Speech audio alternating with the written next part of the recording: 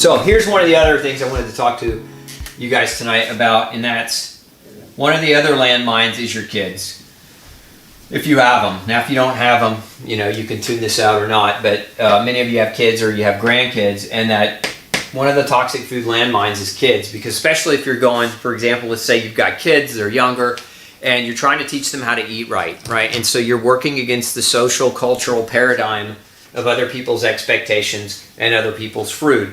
And so your kids, they're just at grandma's house and they want a cookie because grandma wants to make cookies, because that's what grandmas do. They want to spoil their grandbabies. So, you've got your kids to think about, not just yourself. So part of it is educating them. Part of it is giving them the lessons and helping them understand what is and what is not healthy. But the other part is protecting them from their own bad choices. A lot of people will say, well, you've got to let your kids have the freedom to decide and choose. That's how they become adults. And I don't disagree with that to a certain extent. But there are some things that you don't give your kids freedom to choose, especially at certain ages. And so, giving them the freedom to choose whether or not to eat a cookie or to choose whether or not to eat Frankenfood, in my opinion, is a bad idea, because there have been studies that have been done on kids where you give kids choices, food choices. And in these studies, the vast majority of the time, kids make the wrong mistake, or not the wrong mistake, kids make the wrong choice because they don't pick for health. They pick for instant gratification. Remember, that's a big part of what raising kids and teaching kids is, to teach them about long-term consequences as opposed to about instant gratification. And when it comes to food, where's the instant gratification?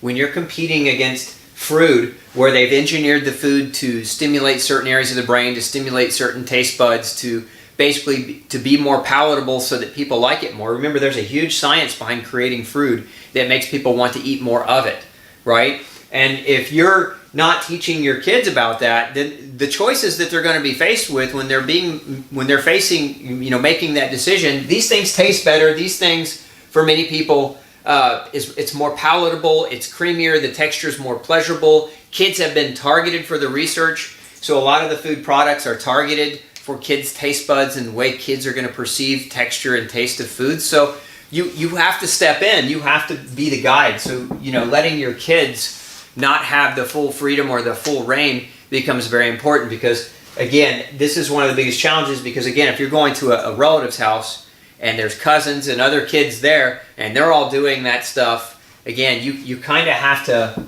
put your foot down in certain areas, and this is one of those, because what will end up happening, or what oftentimes ends up happening, is we get big behavior shifts and big illness. Remember, this is the time of the year where, and I've talked about this in the last few episodes, where the sunlight exposure that we're getting is less, our vitamin D levels have dropped, we've got mass sharing of germs through school, because school started back up, we've got mass sharing of germs when we get a bunch of people in the same house for the holidays, and now we're going to add one of the unhealthiest things in the world to the equation. So we've got an immune system that's already ripe for being barreled over, and now we're going to throw a bunch of sugar and a bunch of grain and a bunch of toxic compounds and chemicals at these kids who are already maybe teetering.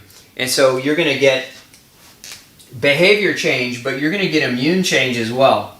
The behavior change comes in, if you've ever given a 2-year-old sugar for the first time, you know what I mean by behavior change. You remember, food can act like a drug, and remember, a drug is defined as anything that makes you think, feel, or act differently.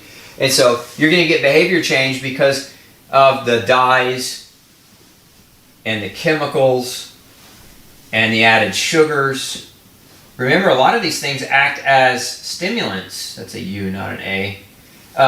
Act as stimulants, and so you're going to get behavioral change. But the other thing that these things do is they immunosuppress, so they will reduce the immune system's capacity. A lot of people after the Thanksgiving holidays end up coming down with illness. They end up getting sick as a result of sharing more germs. They end up getting sick as a result of overdoing this, and then again, that's going to affect you, because when they're sick, now you're stressed, and then that's just one more burden for you to have to deal with. So kids can be another one of those where you have to really watch them. And again, what you don't want to do is you don't want to have handcuffs on your kids, and you handcuff them away from the refrigerator, and you don't let them have the freedom to interact and be social. And this part of this is maybe too late even to be talking about this, but part of this is in the way that you educate them. It's in the way that you teach them about food. It's in the way that you teach them about the long-term consequences of what this actually does, this fruit.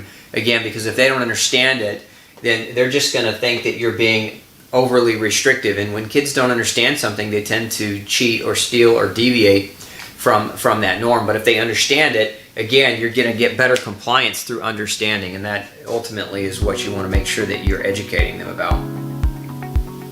Hey, and if you missed the earlier part of this series, click right here so you can go back and get caught up. The information there might be critical to helping you on your path to better health. And as always, thanks for tuning in. Make sure you subscribe for updates below. Have a great day.